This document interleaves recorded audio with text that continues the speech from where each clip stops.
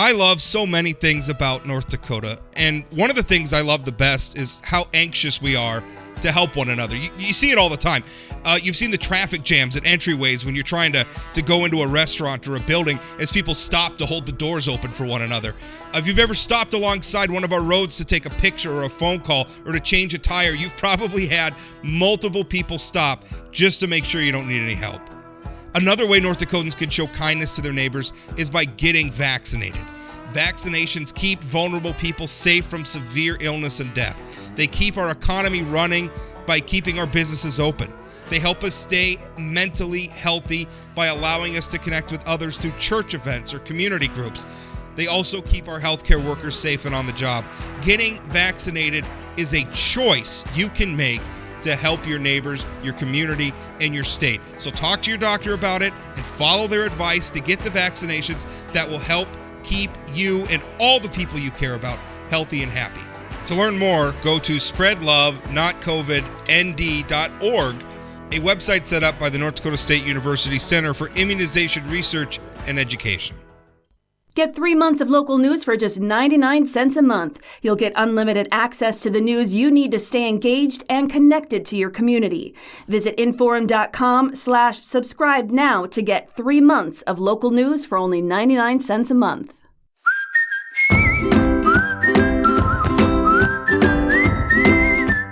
Welcome to Plain Talk, and listen, we're going to have a debate this session. We're going to have maybe a little bit of a debate right here on the podcast about corporate farming. Now, those of you who are familiar with North Dakota politics know that North Dakota has a long-standing prohibition on corporate farming. Although over the years there's been some changes and modifications to it, but as a practical matter, North Dakota's law prohibits farming between people forming a business entity to engage in agriculture business with people who are not related. And I think correct me if I'm wrong, if I'm remembering correctly, I believe you couldn't be any more distantly related than first cousin, and I think we've even expanded that out to second cousins now. Is that right? I don't know. We can talk with our guest about it. State Representative Paul Thomas is joining us on this episode of Plain Talk with, of course, my co-host Ben Hansen. Representative Thomas is a Republican lawmaker. He is from District 6, which is, I was going to say was because he's from Velva. I was going to say it's to the southeast of me. I'm in Minot. But District 6 is one of those rural North Dakota districts that's about the size of Connecticut. So it's to the northeast, the east, and the southeast of Minot. Representative Thomas, well, thank you for your time. And did I get that right about the state's existing law with corporate farming? So the current provisions in law right now on a family corporation is to the kinship of first cousins. First cousins, so, okay. Yes, yeah, and it stops at first cousins. That was just recently changed, I believe, 2 sessions ago, where before it was immediate family, and then they expanded the definition to include first cousins. Now, what you're proposing, it's House Bill 1371, and Governor Doug Burgum spoke about this. He's been speaking about it, I know, in his State of the State address, and I think in his budget address too.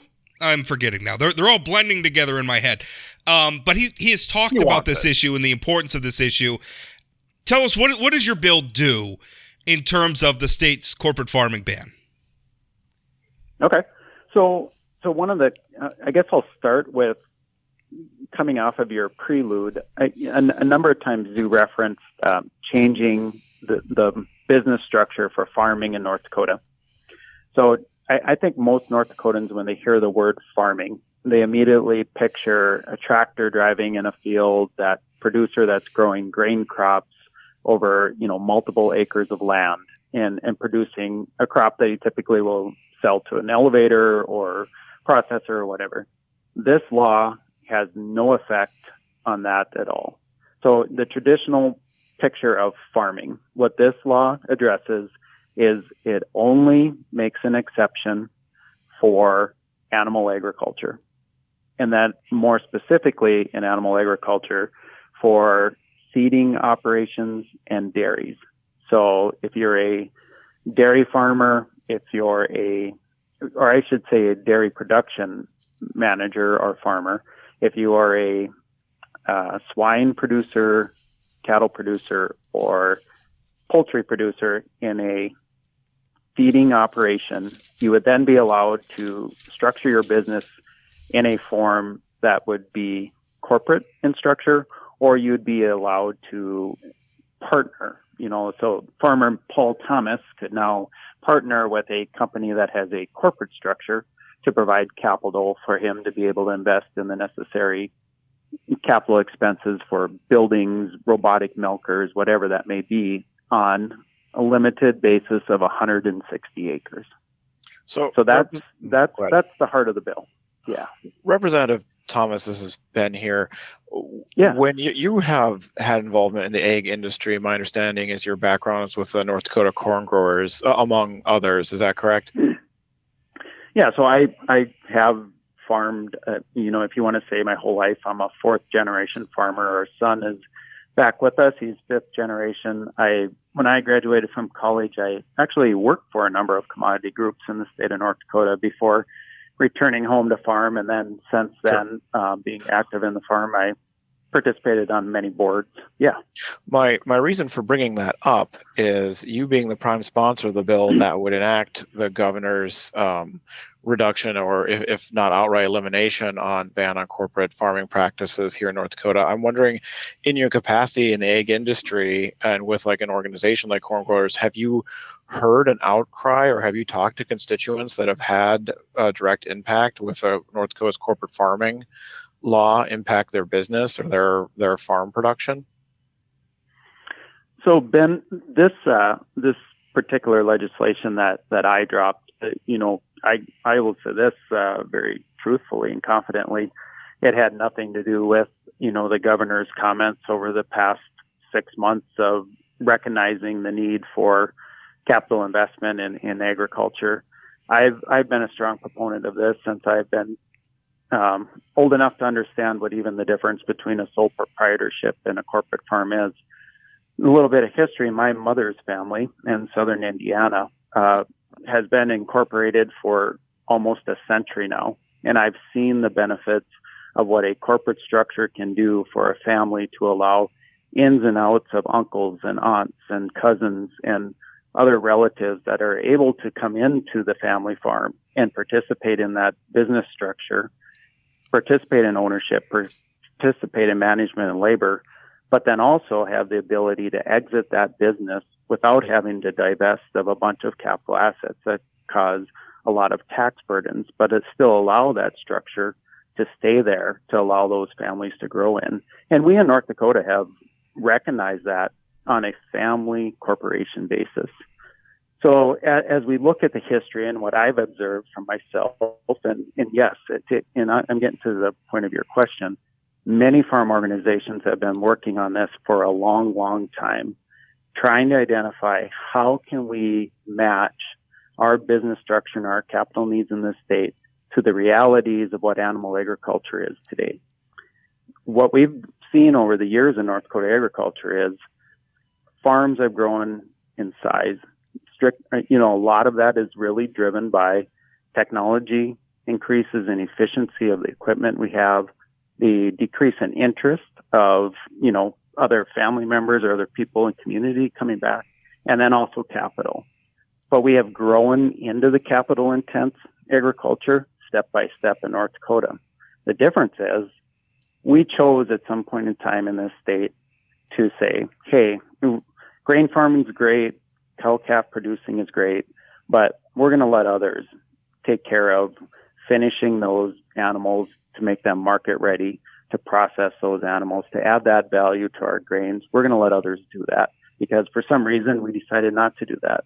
Well, now we're recognizing as a state, and I'm recognizing as a bill sponsor here, that our rural communities and our rural schools, our grocery stores, our banks, they need animal agriculture. That is the key component to driving people back into our rural communities, strengthening the family farms with more diversity of income, and allowing that capital investment is necessary because we've gone so far down the road of removing ourselves from finishing agriculture. In order for a family farm to be able to make a living, being involved in in the modern agriculture model of finishing animals is tremendously capital intense. And so this bill is one of the tools and one of the principal tools that will allow that to happen. Representative Thomas, and we've had this debate before, and I mean, let's face it, the corporate farming ban has been I don't want to say a political football, but a bit of a bone of contention in our state going back a while. But we have some recent history. In 2015, our legislature, and this was before you're still serving your first term, this is your second session, but in 2015, our legislature passed an exemption for hog and dairy farms from the states. It was a limited exemption. I don't want to get into all the details here, but it was passed, signed by the governor at the time, and the North Dakota Farmers Union successfully referred it to the ballot, where it was soundly defeated by voters. I think it was like 76% voted no. So is your proposal different from that one? And I mean, how do you explain it to an electorate that's already frankly said no to this? And to be fair, I will put a caveat on this because I remember this debate. I was arguing against the no vote at the time. And I would point out that unfortunately, when it got referred to the ballot, there wasn't much of an organization behind, saying yes to that bill. I mean, it was the Farmers Union spent a bunch of money to say no, and there really wasn't a concerted effort, I thought at the time, to campaign on the yes side of that. So I don't want that 76% number to be misleading. The Farmers Union kind of campaigned against a vacuum. But again, I mean, they can rightly say, Farmers Union can, and we're going to get into some of the comments from Farmers Union President Mark Watney, who doesn't like your bill very much. But, they could rightly say North Dakotans have said no to this, 76% of them. What's different?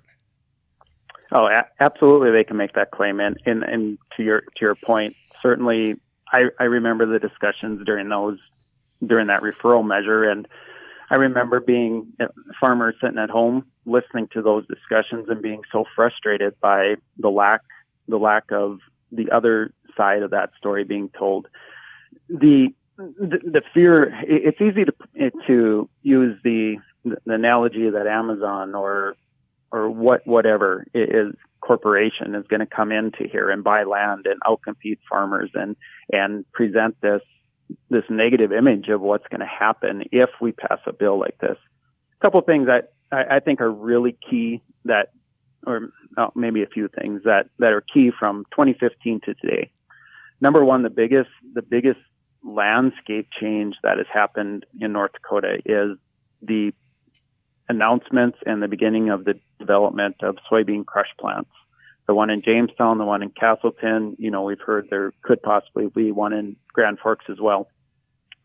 The raw product soybean that we have been efficiently sending on trains and trucks out of our state and not adding any value to is now finally going to be able to be crushed in state, and we're going to be producing two products: oil, which is roughly about 22% of that product, and soybean meal, which is about 3/4 of that product. That soybean meal is a principal feed ingredient in dairy.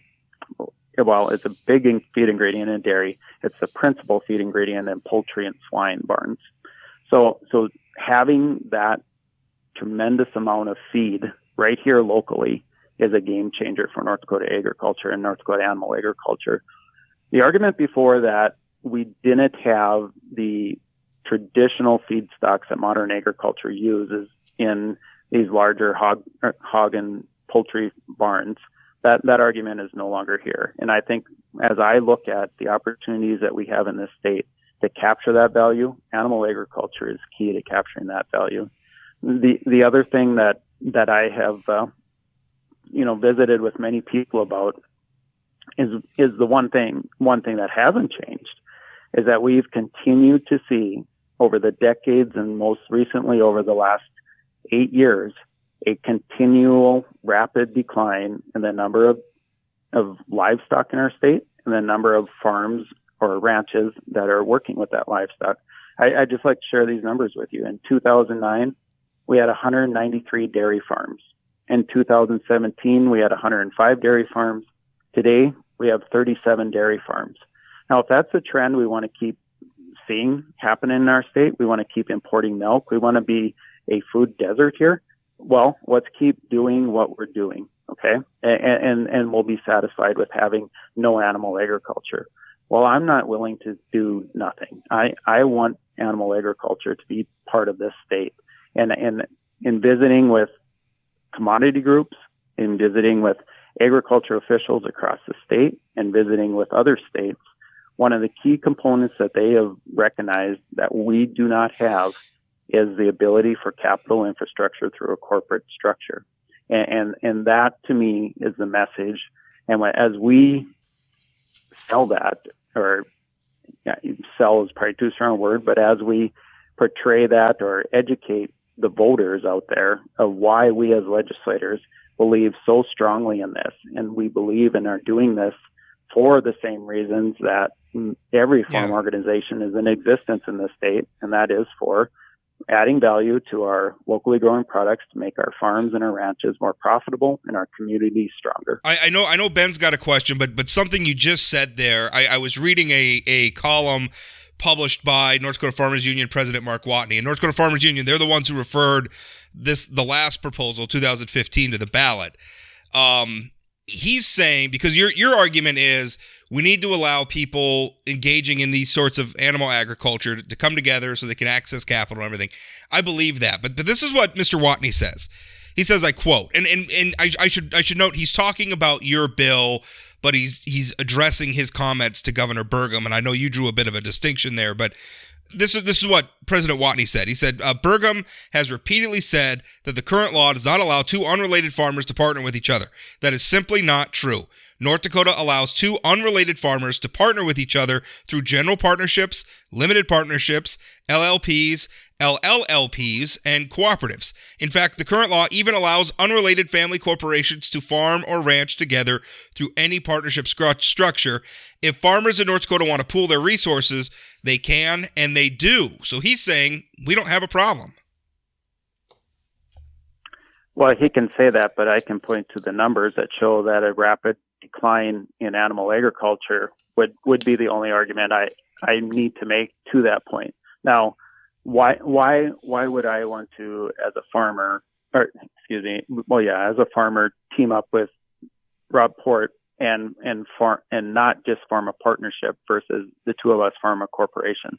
The advantages of the corporation structure have a more fluid in and out passage. They have a structure that's looked at from the lending community more favorably. And also that structure is what is common amongst the partners that we need in this industry to bring buyers, to bring expertise. So I'll use the example. If you have a packer, a pork processor, Smithfield Foods, that is currently corporate in structure right now, and I want to be able to grow hogs for them to be able to utilize the soybean meal that's in my area, and I want to ship my finished product to a market to sell it. We don't have that market in North Dakota. Our animal numbers have diminished to such a point that we only have little local locker plants, which are great, and there's such a benefit to our state. But we don't have that large end user anymore. You know, there was a time in Minot, North Dakota, we had Cloverdale Foods where we could deliver our hogs to. Those are all gone. And so we need the ability as family farmers to team up with these end buyers to not only provide us capital, but also provide that market outlet. And many times what they provide to us is the opportunity for capital, but also a steady stream of revenue guaranteed over X amount of years that we get to use to not only pay for our time and energy in producing these animals, but also recoup the investments that we put into the barns and the facilities that we construct for this. And my vision in this is as we move forward in that industry, teaming up with these corporate partners, these 10-year periods go by, whether it is in the contract finishing or whether it's not, we start developing more and more animal agriculture. We'll start seeing then what? We'll see more local processors. We'll see even mid-range processors developing because they see the animals are here. And eventually this industry will mature enough that, you know, quite honestly, those corporate partners might not be as important as they are in today. But when you start from almost ground zero and try and enter into an industry that, a 5,400 head swine facility to construct is estimated now at over $20 million. We as North Dakota regular cash flow people cannot invest that, or do not have the capital to invest in that. Our local banks aren't borrowing the money to invest in that because they don't have the expertise in that. So that's where my argument is of why we need this, and also to the point of why we're going to see greater enhancement of family farms rather than competition. Representative Thomas, to your point about the more favorable lending environment for corporate structure, are you saying, though, that right now with things like LPs and private groups that they're simply not able to obtain? It's hard for me to understand how they could not obtain equity if there was a profit seen as possible here by the investment, agriculture investment institutions, usually banks, that suddenly once something is incorporated, they're going to turn the table and say that they will. And to that point, to what Rob was saying about President Watney's opposition to this with the current structure, we've been talking about banning this and around it, but I don't know when the corporate farming ban was instituted in the state of North Dakota, but I know it was done, I believe, on a ballot measure, and it's been supported multiple times. There is clearly a reason for it being installed in the state of North Dakota. And can you speak to some of the fears that it was initially placed on our law books for specifically out-of-state organizations? If they, frankly, become bored with us, decide to leave, they'll leave someone hanging and they'll leave a lot of land untaken care of. Does it open up the ability for corporate entities to simply buy and operate their own farm operations sans anyone locally here in the state of North Dakota? How would you assuage those fears? Because I can't imagine this not meeting the same fate as the 2015 bill if it is referred. The way I read the tea leaves is I think you get this passed by the legislature. I understand the distinction you just said between you and the governor, and I do understand it. Unfortunately, the political reality. You're going to get lumped in being one of his legislative priorities. He's going to sign it, and if they refer it, I think the change is going to scare people again. What can you do to address the reason that we have a corporate farming ban in the first place? Well, to the best of my understanding of why people are afraid or have supported a corporate farming ban, again, and I'll go to the point of this bill. It has nothing in the normal context of what people think of farming. So this takes it to just animal agriculture and animal feeding operations or dairy. So it is not a cow-calf, 100-head cow-calf operation. It is not grain farming. This is a narrow window of 160 acres. So that would be my first point to that, is that it doesn't open this wide open to whatever someone has fear of. The other fears that I have heard or issues people have wondered or asked questions on is, well, does this allow that large corporation that's outside to just come in and buy that 160 acres and not work with a family farmer to establish that feeding operation, and just do that on his own or on that company's own benefit? And they're not going to, work with that local neighbor, and they're going to go across the state and they're going to do this everywhere. If we look at the model, or if we look at history and we look at the actual practicality of what's happening in all the states around us, that is not the reality of what happens. So I don't know how one could deduce that for some reason in North Dakota, if we open this up to be more similar to other state structure, that for some reason in our state, something's going to happen that doesn't happen in other states. I don't follow that. I don't remember. I remember in 2015 we were talking about this. I don't know what the updated numbers are, but is North Dakota one of the few states left with a law like this on the books? I don't think there's. I know a lot had them in the past. Some I think have been struck down by the courts. Others have been repealed. How many states have a law like this on the books still? I should have that better than what I do, but I believe I have heard the number 8 being referenced, that there's about 8 states that have some form, and I think North Dakota is the most restrictive, if not one of the most. That's my understanding. Others have it, but it's yeah. To be fair to Representative Thomas, too, every state's going to have its own language. So what you count as a ban or what you don't is going to be a little bit left up to interpretation. I think North Dakota is pretty unique. I don't think anybody. I think Representative Thomas is right. My memory is no state has anything as prohibitive as our law that's on the books. And just as a follow up, talking about some of the political dynamics around this, we just went through a situation where. And again, potato farming is not what's going to fall under your bill. But speaking about the political dynamic, sometimes nuance gets lost in these discussions. We had Bill Gates coming into North Dakota. He had a transaction. There was some question about whether or not that violated the corporate farming ban. Our Attorney General Drew Wrigley said it did not.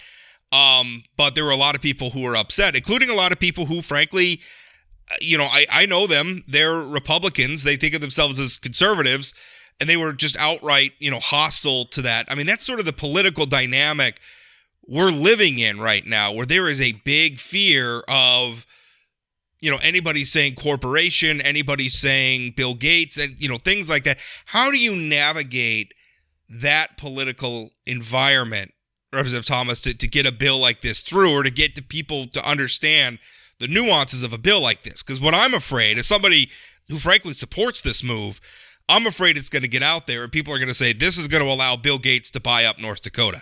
How do you get past that? Well, I love that argument, because this is one of the best tools we have available for us to actually access capital and access a competitive leverage for ourselves as individual North Dakotans and private citizens that aren't as fortunate as Bill Gates to have made a fortune to do whatever they want. Bill Gates is a private citizen. He has the right to come into this state and buy farmland. I don't appreciate that at all, that somebody that has no intention on being connected to the land is coming in here, buying it, doing with it. In that case, it sounds like he released it back to the other landowners, which is great. I appreciate that. But if I do not have access to the capital that it takes to efficiently run a large operation that's very high in capital needs, that gives the advantage to the Bill Gates. That gives the advantages to the George Soros's. I don't have that capital. Many North Dakota farmers don't have that capital. But allowing us to partner with firms or outside entities that do, that gives us the ability to compete. So that would be my first argument to that political, argument. It's already there. That's already being done. And this is actually a tool we can use to help us. So, Representative Thomas, Rob kind of took it national there. I'm going to bring it back even more locally. You're a Farm Bureau guy, and I get that. We referenced the editorial put out by Mark Watney with Farmers Union, and we saw what they did last time in 2015 as referenced. Have you had conversations with North Dakota Farmers Union or other opponents of the bill to talk to them about their concerns with it, see what they're going to do, what their plans are? I can say that I've had almost every other day conversations with Matt Perdue, who is their government lobbyist here in Bismarck. I have had multiple conversations with Mark Watney, whether it was a group of us legislators already quite some time ago, already through the month of December, that we've had joint Zoom calls, we've had one-on-one conversations, all about this bill and this language. This is certainly something that just wasn't dropped and surprised anyone. But I will say, we have never come to agreement on exactly language that's going to be supported by Farmers Union, but certainly the conversations have happened quite significantly. Yeah. Well, and a little bit of sympathy to you there too, because I do take you at your word that this sounds like it's not exactly an idea you hatched last December. It's something that you've been working towards here for a good long time. Unfortunately, the political reality, like I said earlier, it tends to be if the governor references it in his bill, you tend to get lumped in with him. Do you think the governor's support is a help or a hindrance here? Well, I think the governor has looked at this very pragmatically. He's looked at the dollars and cents. He's looked at the fact that the word corporate is nothing more than a business structure. It's not a picture of me standing on the land. It is just a business structure. And I think his advocating for it, I do not think it's going to hurt it at all. I think it could be a positive that just shows that this is supported by people of different walks of life. Certainly you referenced I'm a Farm Bureau member. I have been a Farmers Union member just as many years as I've been a Farm Bureau member. So this is, yeah. Well, last question, Representative Thomas. I assume your bill's got a pretty good chance of passing because it does have support from the governor. Obviously, he would have to sign it for it to become law, or I guess he'd have to be, his veto would have to be overruled. He's not going to veto this. He's already said he's for it. And I imagine this legislature is probably a pretty good shot that it's going to pass. I have a feeling that Farmers Union is probably going to try to gather signatures to put it on the ballot again. Last time, you and I discussed, a little bit frustrating. Farmers Union put it on the ballot. Nobody was out there making, the affirmative case, which I felt with ballot measures. I think the electorate's kind of their default position is no, and they have to be convinced to vote yes most of the time on most issues. And so I'd say even when money's on the other side, their default issue right. is, so if you look at the pharmacy bill, there was quite a bit of corporate money trying to pass that repeal. Still got the no vote. So if you're not making an affirmative case for a ballot measure, it's probably not going to pass. So that's my question for you. Assuming you get this through the legislature, the fight's probably not done at that point. Are you prepared to run a campaign in support of this? Yes. So am I personally, so obviously come April 28th or whenever we gavel out here, I've got a lot of farming to get done. So am I going to be personally being the guy heading that campaign against this? Probably not. But am I going to dedicate everything I've got to making sure the education gets out there in a proper way? I will.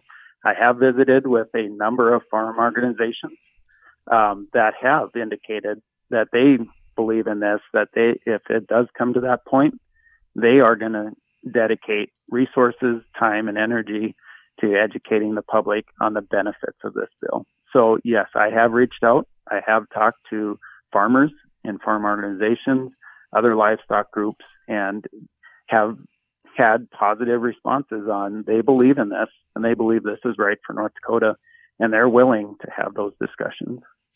Is there an organization, Representative Thomas, or a website where folks can go to see more of your views or the folks that are proponents of this type of legislation, or has that not been developed? I am not aware of anything like that. I certainly haven't done anything like that. So, no, nothing yet. Great idea, though. We probably need to get on that. Well, I was trying to wrap up the interview before Ben. Sorry. No, I'm kidding.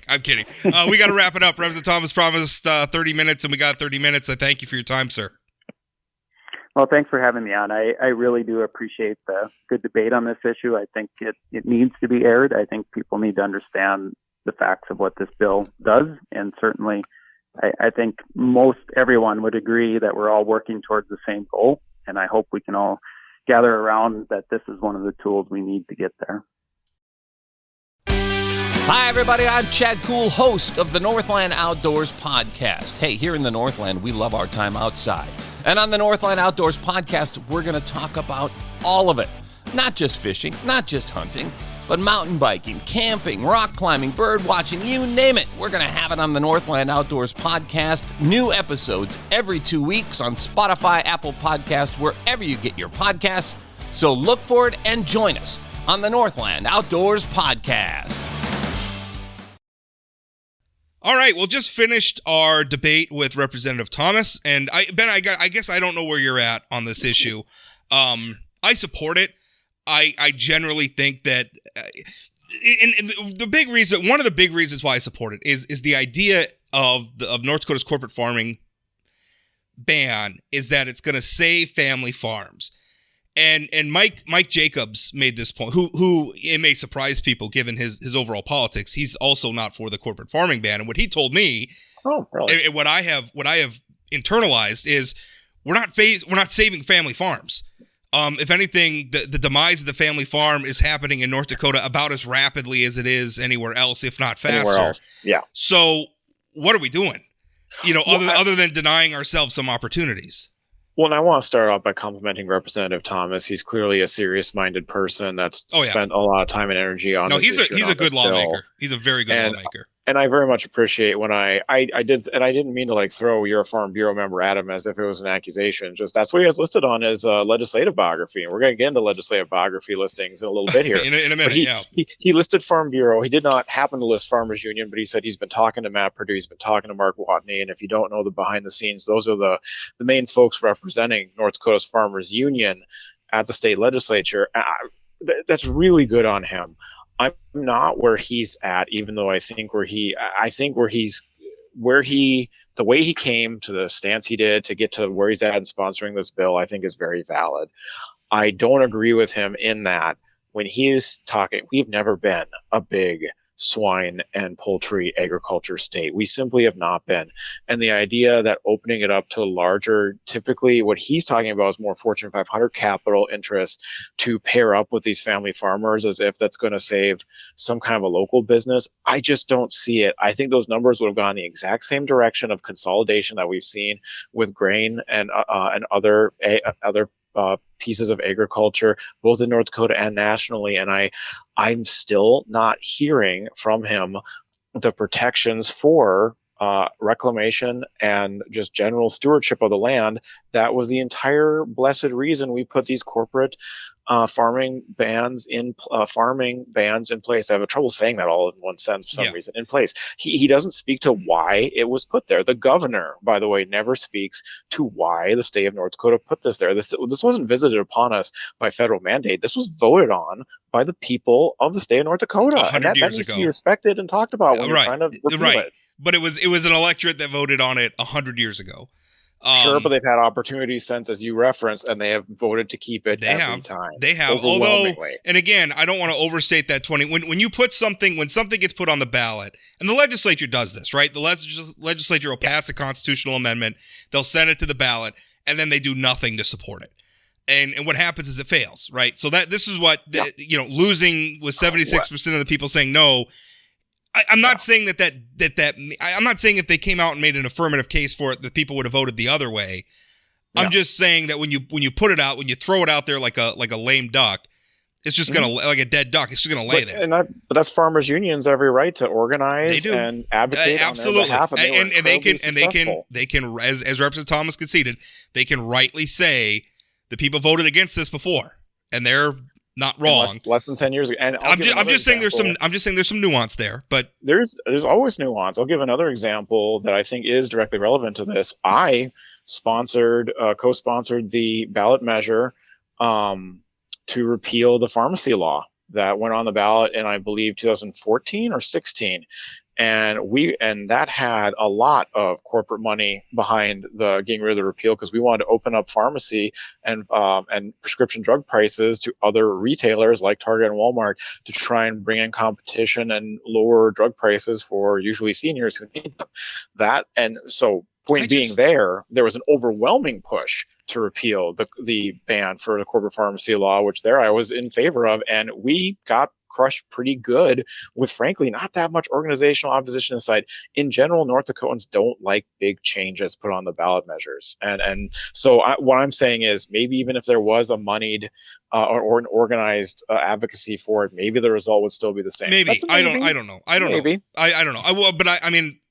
I guess that speaks to my last question, Representative Thomas. If we're gonna go down this road again, can you be ready to fight for it at the ballot? Because last time will the governor fight for it? Yeah, will the governor wants this? Is he going to go out and campaign on the stump for a ballot measure? How much does he want? I don't see Governor Burgum going out and campaigning for other statewide candidates or other ballot measures too terribly often. He likes to send mailers.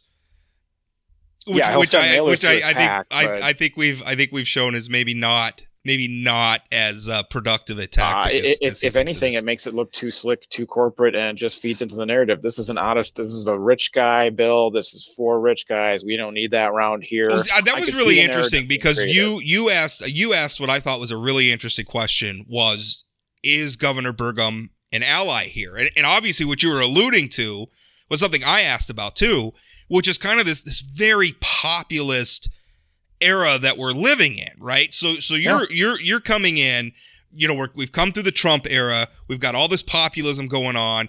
People are wrapped around the axle. We just had a rally at the state capitol during the organizational session where Bill Clinton was like, or not Bill Clinton, Bill Gates was trying to like enslave humanity and everything. There's a lot of people their out talking there. point. It was far, it was just nutty talking point. Right. But remember when Bill Gates was involved in a land transaction here in our state with a former state senator, by the way, Tom Campbell, up in Grafton, of Campbell Farms Farms fame. A lot of people were upset about that, and that the people who were upset, that was not an ideological homogenous group. Let me say, I mean, you had Sarah Vogel arm in arm with some of the Trumpiest people in the state. Sarah Vogel, former longtime North Dakota Democrat. People don't know, former ag commissioner. So I mean, in that environment, you're talking about corporate farming, and Doug Burgum, who is hated by the populist wing of the North Dakota Republican Party, for better or worse, viewed as being allied with Bill Gates because they did work in and around the same. Bill Gates gave $1 million to his campaign, or not $1 million, $100,000. No, he gave I think he gave a cool mill in 2016, I think. No, I think it was 100,000 because I think I reported $1 million and then I had to correct it because I misread a zero. Okay. Maybe Rob gave you some fake news. I gave you some fake news. I don't know. It was a lot of money. Suffice it to say, without going back and looking at the 2016 campaigin records, Bill Gates gave Doug Burgum a lot of money. Doug Burgum did business with Bill Gates and everything else. So, I don't know. I think Thomas, but I really thought it was interesting when you asked Representative Thomas, do you think Governor Burgum would help this bill? A lot of other governors, legislators want governors to take up their issue, right? Like, yes, please elevate my issue, take my issue under your wing. His answer was, well, I don't think Governor Burgum hurts it, right? I mean, most of the time the governor is seen as an asset. He's saying, well, he's not a liability, which is, I took that as, and I don't want to put words in Representative Thomas's mouth, I took that as damning with faint praise a little bit. He and he said what he said, but and I don't want to sit here and try and armchair quarterback Representative Thomas either. But it's a very interesting because on paper, wipe out the state and the political party. As a hypothetical, you're in Connecticut and the Democrats have a vast majority, and someone with background in industry puts forward a bill, and the governor says he's really, really for the bill. Boy, all signs seem to point to that passing and not being referred, right? And yet here we're looking at caution and trepidation. That's a really interesting political dynamic. Although under a different governor, Burgum's predecessor, Governor Dalrymple, he supported it, he signed it, and Farmers Union still successfully referred it. So we'll see what happens. I hope they understand that the debate's not going to end this spring when the legislative Governor session. Dalrymple had an interesting history with local agriculture owners because when he sold that share of the pasta growers to that corporation in South Carolina, there were plenty of people in eastern North Dakota that were not happy with him. Dakota Farms, right? Is that what it?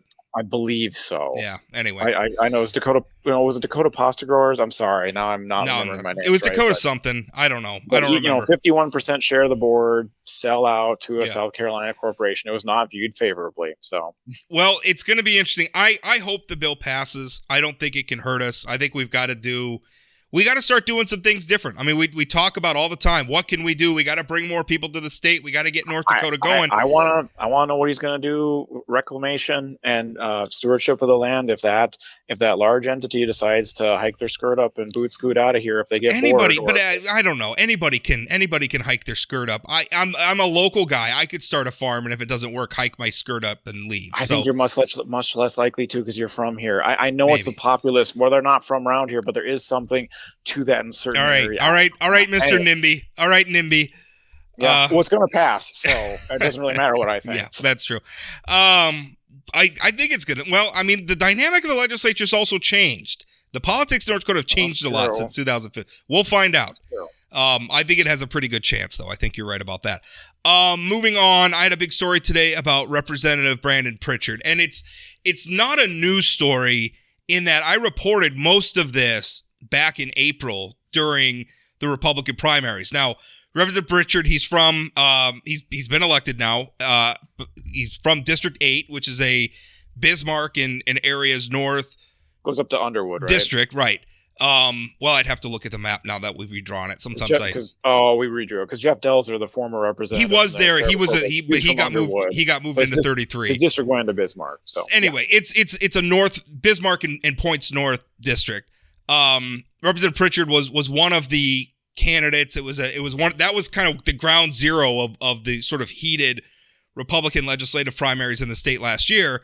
Governor Burgum obviously campaigned against Pritchard and his fellow people, but Pritchard's very much of that populist wing.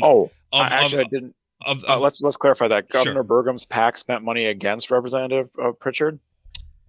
No, well, I don't think Burgum's PAC spent money against anybody. Burgum's PAC spent money supporting Pritchard's opponent in the primary. Okay. But yes. All right. Good to know. Okay. I thought the PAC ran attack ads against him, but no. Anyway, in fact, that was one thing that kind of flew under the radar is the governor's political action committee didn't run negative ads against anybody last cycle. The only one that did was, I think that was the Brighter Future Alliance, Pat Finken's group, went negative. Burgum, I thought it was notable, was entirely positive. I mean, obviously his intent was to defeat candidates like Pritchard, but they did it by promoting their candidates as opposed to criticizing the other side. My understanding was it was all positive. Yeah. Anyway, let's move on. Representative Pritchard has since been elected, but I brought this up. At the time, he had said that he was attending the University of Minnesota Law School. He was a law school at the University of Minnesota. But he was attending, right? And he was attending on a part-time virtual basis. And a lot of people flagged that for me, and I flagged it. Like, I don't think you can go to law school that way. I got in touch with the law school. Law school says, no, we don't do that. At the time, Representative Pritchard didn't respond to me when I was requesting comment for the story. So I ended up running the story. There were some other issues with his residency. He was also on the sponsoring committee for the term limits ballot measure last year. The address that he used for that was not in his legislative district. It was his parents' address. It was outside the district. The address he used to campaign, as a lot for the legislature, was his then girlfriend, now fiance's parents' address, or a property owned by them. There were just a lot of problems with his resume. Well, flash forward, in August of last year, he was upset with me about the North Dakota Young Republican story, which was that group of, and Brandon is a North Dakota Young Republican. He was endorsed by the North Dakota Young Republicans. He was upset because I wrote about that messaging group where they were using white supremacist tropes and, posting a lot of ugly stuff in there. He wasn't one who was posted. He was upset that I had mentioned some of his names in the story. So he reached out and got in touch with me, and I said, Brandon, since you're talking to me, why don't we talk about, can you verify your academic track record? And he said that he would sign a release or provide me documentation of his academic track record if I took his friend's name out of my story. Which is, I got to say, in 20 years is the first time I've had a political figure try to horse trade with me like that. And not to just name people that are on a screen cap of something that exists as a tool for political organization. This is not you spying on a conversation at a bar. This is a political messaging. They put this stuff in writing. Whatever, they put it in writing. Purpose of running people for office to make laws that we all must live by. Yeah. So he's asking me to alter a story so that it's less critical of some of his friends in exchange for him providing evidence of claims that he made on the campaign trail in favor of his own candidacy. Obviously a non-starter with me. But at the time, one would hope one would be honest about their academic records all by themselves. Right. Like if you said you went to the University of Minnesota and somebody questions that, how hard is it just to provide proof? Right. So anyway, Flash forward to more recently last week with the George Santos stuff going on nationally. I thought, let's circle back on this story. Right. I have what he told me in August. I felt like that needed to get out. People need to understand. Also, Pritchard's put himself in the limelight.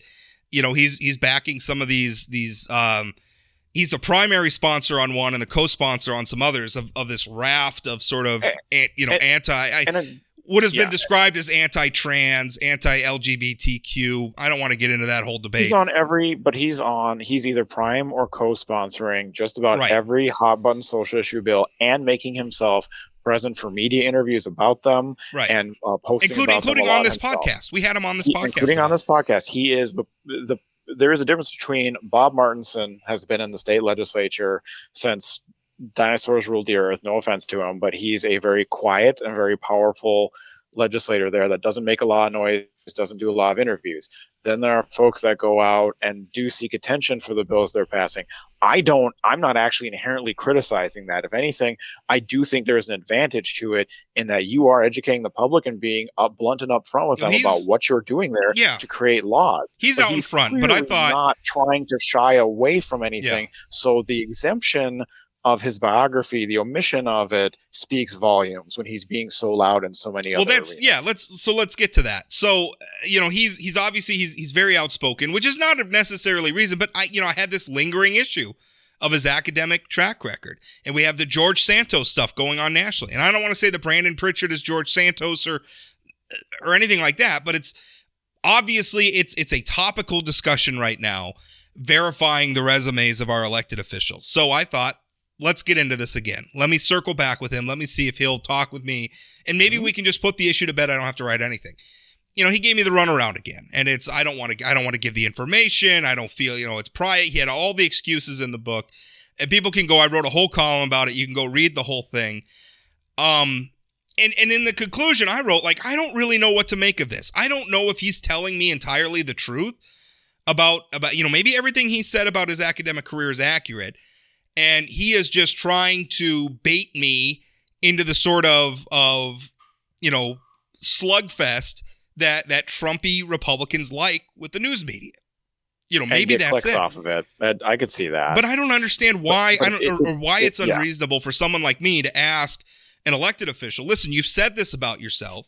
You communicated this to Volger. I mean, you at one point you said you were a quadruple major in political science and religion and philosophy and some other topic that I'm forgetting now. I can't remember. It's not in front of me. But not a lot of quad majors around there. And I don't understand. I understand privacy on some level, but on another level, you're running for elected office. The focus of your bills is very much the personal lives of a lot of people who you are legislating over right now.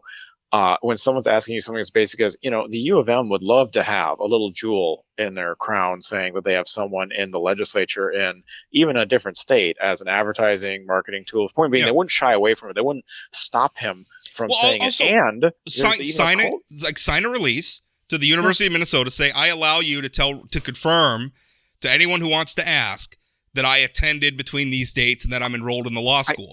I don't understand why you couldn't just screen cap, here's my session schedule. Cause really, is that intrusive? He showed me some screen caps because one thing, he showed me screen caps of law classes, but the problem is the law school offers law classes that are outside of the law school. And they're kind of like intro to law courses or whatever. It doesn't mean you're enrolled in the law school. You can take law courses. It's something else he told me in the interview in the column I published yesterday. And I haven't written anything about this. I'm working on following up on it.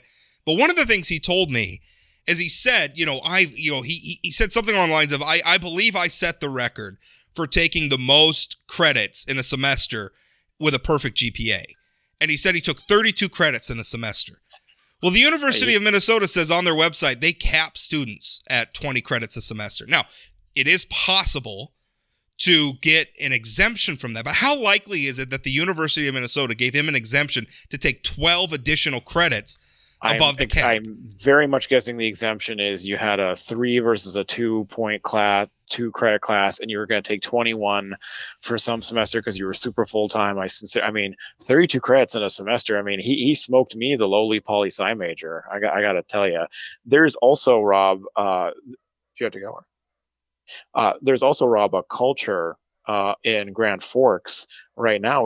There's a law district, legislative district, and it's not uncommon for law school students to be elected to the House or the Senate, and to even because it's a heavy workload during legislative session, take a semester off when you're out there out there in the spring and just continue on in the summer and the fall. No one looks down on you for it. No one's even saying you need to have a college degree to be in the legislature. So why all this, weird illusions, all this vague talk? I don't understand it. I don't know. And Ben was wondering why I was waving my hands around in the air. The delivery man decided to make a delivery and set my dogs off barking, so I had to mute myself, and I was waving my hands trying to get the dogs to be quiet. But no, they. I think you've got a valid point. Why do this? If your academic track record is what you say it is, it's very easy to confirm without divulging. And I understand. I don't want to divulge anything that's not public. And to your point, when you're talking about the biography, and this really, I mean, it's not a smoking gun or anything like that, but it struck me as odd. When you go to Representative Pritchard's biography on the legislative website, you click on any other lawmaker, there's all sorts of stuff there. We were talking about Representative Thomas's biography. He was on the show earlier. You go on there and it says he's a farmer. He has a Bachelor of Science in Agriculture Economics from North Dakota State University. He's a past member of the Velva City Commission. He was on the Velva Sales Tax Committee. He was a member of the North Dakota Corn Growers Association. He's a member of the North Dakota Farm Bureau. He's a member of the Drake Knights of Columbus. He attends the St. Cecilia Catholic Church. He's married to Karen. He has 2 children. He's served in the State House of Representatives since 2021. Representative Pritchard's biography is blank. Every other lawmaker has stuff on there. Representative Pritchard's is blank, which I thought was interesting. For somebody who's so boastful about their academic track record, you don't put anything in your biography. It's weird. It reminds me of the guy from District 4 who didn't he wind up like owning a gas station in like Thief River Falls, Minnesota, but he was representing like somewhere. That was Terry Jones. Yeah. And he was just defeated, but he represented District 4 prior to the redistricting that split that district into 4A and 4B. But it's with Representative Pritchard. The other thing that I thought was really odd is towards the end of our exchange yesterday, because I emailed him my questions. He emailed me back, and at the end of his email, he essentially said, "Oh, by the way, here's a high resolution picture of me that you can use," which doesn't happen very often. And I kind of took it from the that old saw. It's attributed to P.T. Barnum. I don't know if he really said it or not. But that old comment about, I don't care what you say about me, just make sure you spell my name right. I think there's a certain people, they want to be attacked by Rob Port, right? Which gives me pause. I'm stuck in this I think it's a valid story. I wrote it. I published it because it's an important news story. But on the other side, there's a certain class of people. It's just like, oh, the media's attacking me again. Poor me. Give me money. Vote for me. That's the dynamic right now. And it's so toxic and it's so unhealthy. And it puts people like me in a terrible position where we're trying to report legitimate stories, right? If somebody lied about...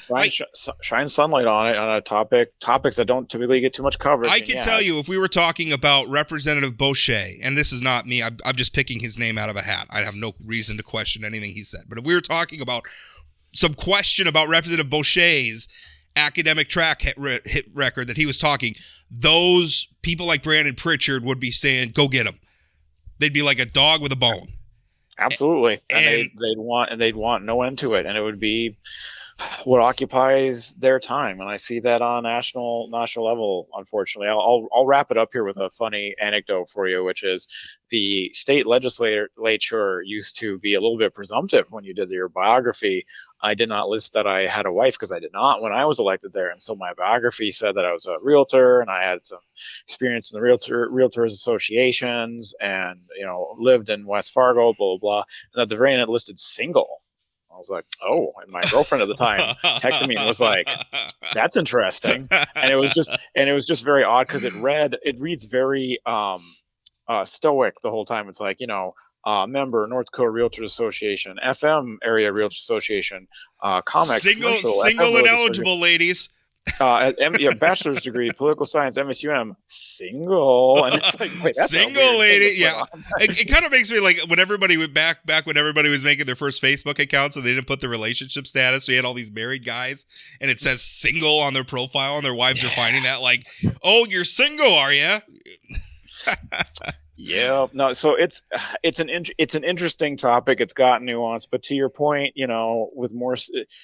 Contrasting him with a more serious-minded individual like Representative Thomas, who very clear, I might disagree with his stance on corporate farming, but he comes at the state legislature looking to pass legislation that has to do with industries impacting the state of North Dakota, not people's personal lives, and not trying to rile up ratings and clicks. And I find that we need a lot more of that and a lot less clickbaiting.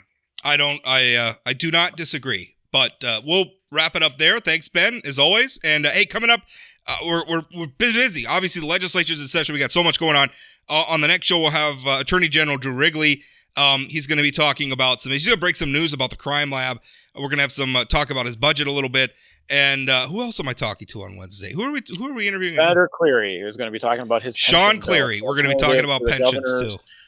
Pension bill. That's right. Don't drink some caffeine so you can stay awake. We're going to talk about pension. I'm kidding. It's an important issue. Get excited. Define benefits. They're here to stay. Thanks for listening. That's what we're ending it. Okay, well, I don't know. They shouldn't be, but we'll talk about that. We're going to talk about that tomorrow. You can hear Ben and I yell at each other about pensions. Thank you for listening.